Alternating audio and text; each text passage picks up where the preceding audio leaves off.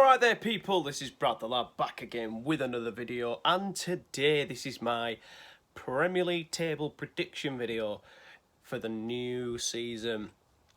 And today we're going to start off from the bottom of the table as usual. And for me, bottom of the table will be Norwich City. I remember 2 years ago when I did this, when I started this Brad the Lad YouTube channel,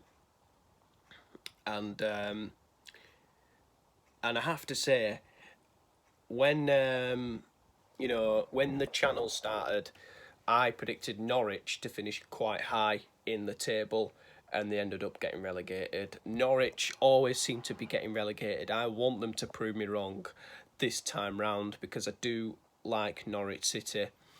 The style of play that they have, the unique colours that they have at the stadium, the atmosphere.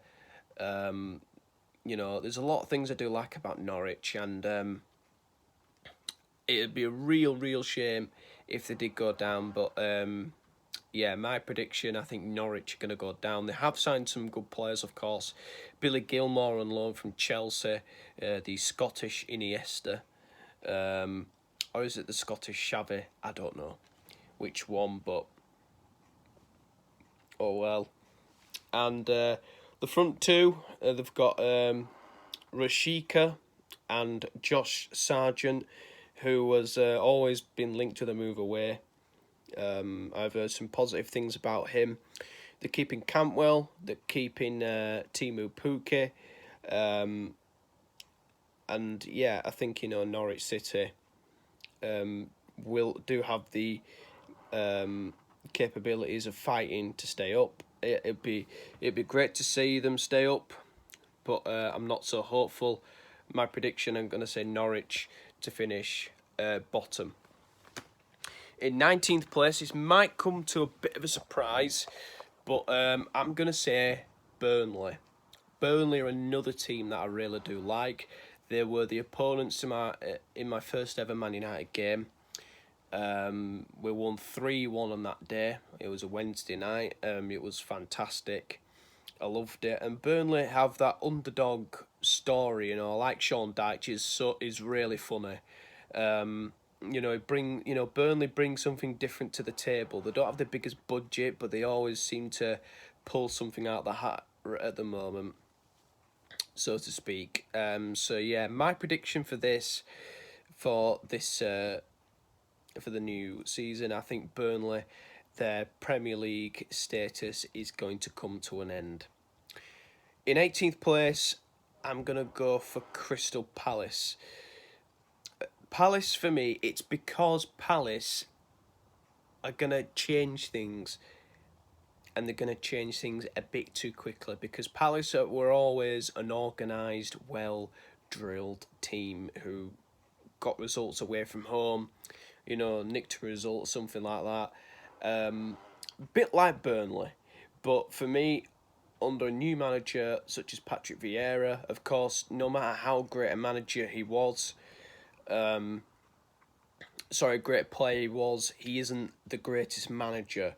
His track record speaks for itself. He hasn't done well in the clubs that he has managed, and coming to the Premier League, I don't think he was top choice. But he's come to Selhurst Park, and he has signed quite a few players. They've got rid of some ageing players as well. Gary Cahill. I don't know if James Tompkins is still at the club. Please let me know. Patrick Van Aanholt, James McCarthy, Andros Townsend. And it's just a team that was lacking a lot of youth players. They've got Wilfried Zaha. Obviously, he was like the key player that everybody relied on and looked at. They've signed some decent players. They signed Michael Olise from Reading, who was impressive in the Championship last season, although they did narrowly miss out on the playoffs. And they've got players. I think they have got some very good players, and if they're playing the right style of players, Zaha could get a lot more goals. But for me, I think the fact that they've got a manager that doesn't have that Premier League experience, and the fact that they're changing in terms of management anyway. With the tactical approach of playing attacking football, I think it could. I think being a bit too ambitious could backfire for them. But yeah, I do like Palace. I've got some Palace supporting friends, and again, Selhurst Park is another stadium I really, really do rate highly. It'd be a shame to see them go down, but that's my bottom three. In 17th place, I'm going to go for Watford. Watford, for me, obviously, they do like to sack their managers quite often. Some of the players that are there, I'm still surprised that Ismail Assar is still there. Obviously, the great icon, Ben Foster, the cycling goalkeeper. Great YouTube channel. I've watched a couple of videos as well. I think looking at Watford, I do think they've got the experience, they've got the quality. The manager isn't quite experienced, but they have brought in a lot of experienced managers that we haven't heard of, but they haven't had the taste of the Premier League. They've got players. Troy Deeney, of course, he is in his early 30s, but he is still a very, very, very key player to their football club. He could still have a very long career, Troy Deeney. They've got Tom Cleverley in the midfield. Was never really rated highly, but he's an experienced player. They've got Josh King up there. I think they've signed a player called Etebo. I don't know all the Watford signings, but I think they've been linked with Ademola Lookman, who was on loan at Fulham last season. So yeah, I think Watford will have enough to stay in the Premier League, and I'm hoping that we don't lose to them this time round. And into the next position, which is 16th place, I'm going to go for Newcastle United. I think Newcastle will be in another relegation battle, very similar to last season. Steve Bruce has had a horrible time as Newcastle manager, to be fair, with the way that the fans treat him. In terms of, because he managed Sunderland, I think, and he's got clubs relegated before in terms of Birmingham and Hull.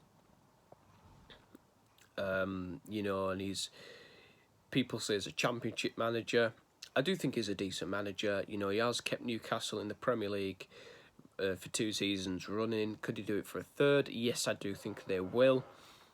But I don't think it's going to be easy. I think the Newcastle fans, I think it will be another season of turmoil. There always seems to be some drama at St James's Park at the moment. And for me, I think Newcastle will have enough. And I think Joe Willock, the fact he's signing permanently, is going to be a massive boost. I think if they did have the, if they did have the right style of play, maybe things could be a bit more different. But obviously, Mike Ashley continues to make bad decisions. He's put the club up for sale. There's all this takeover nonsense. At Newcastle fans, they deserve a takeover. They deserve a lot better. I do believe. I do think some fans go a bit too far with Steve Bruce, but yeah, that's my thoughts on it. And but yeah, I think Newcastle will have another season of struggle, but I think they'll be fine in the end. In 15th place, I'm going to go for newly promoted Brentford. Brentford have got some exciting young players. Ivan Toney, can he keep up the form that he produced in the Championship last season? The Premier League isn't so forgiving. The Premier League, I don't know. It could be the Premier League's. It could be Brentford's Timo Werner in the Premier League, because sometimes when you miss a chance in the Premier League, you get punished for it, and Brentford will have to adapt to that quickly, and I think Thomas Frank will be able to do that. Brentford are a well-run club. I remember in 2013, I was watching Soccer Saturday, and Brentford were playing Doncaster, and both teams, one of the teams had to win to go up. Brentford were given a penalty.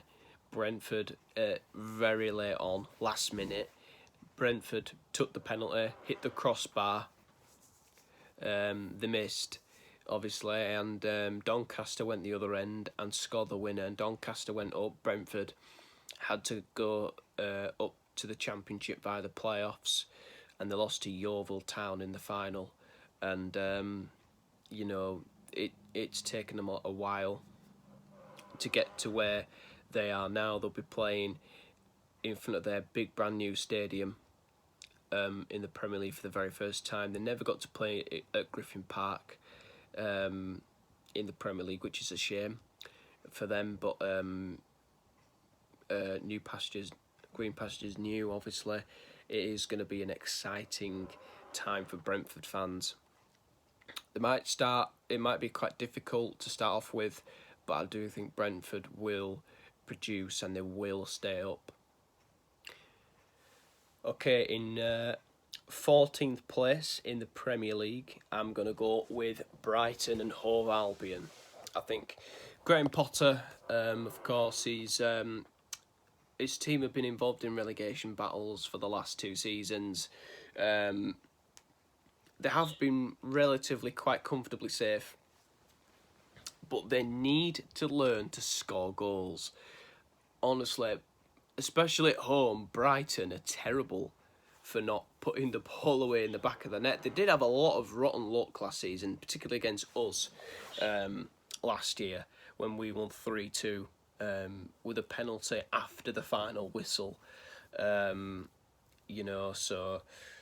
yeah, for me, it's pretty crazy, isn't it? That Brighton struggle to put the ball in the back of the net. They play a very, very exciting brand of football. They bring in a lot of young players, young, exciting players. And obviously they have lost Ben White to Arsenal, but I don't think there'll be too many problems. I do think they'll bring in a new centre half. I think defensively they seem okay. I think if the Basuma's been linked to the move away, Brighton do seem to recruit some very, very good players, and they can progress to move on to bigger and better things, so to speak. So yeah, for me, I think Brighton are going to be staying in the Premier League for another season under Graham Potter, and I think they will finish 14th. In 13th place, I'm going to go for Southampton. Obviously, Ralph Hasenhüttl's side have lost 9-0 in the last 2 seasons. In 2019, it was at home to Leicester. Last season, it was away to Man United. And they have lost Ryan Bertrand. They lost Danny Ings to Aston Villa. Bertrand went to Leicester. And I do think, the players, James Ward-Prowse is going to be hugely reliable for Southampton. He's going to be absolutely huge for the club because he's the club captain. He's a set-piece maestro. And Southampton do play a high, tense, attacking style of football. So I do think they are very, very well capable of doing well this season. And Adam Armstrong, of course, he's the replacement for Danny Ings. Can he keep up his form like he did at Blackburn? I've heard some decent stuff about him. I think it will be a huge positive. Okay, guys, we're going to take a little break, and then I will reveal who I think my top 12 will be.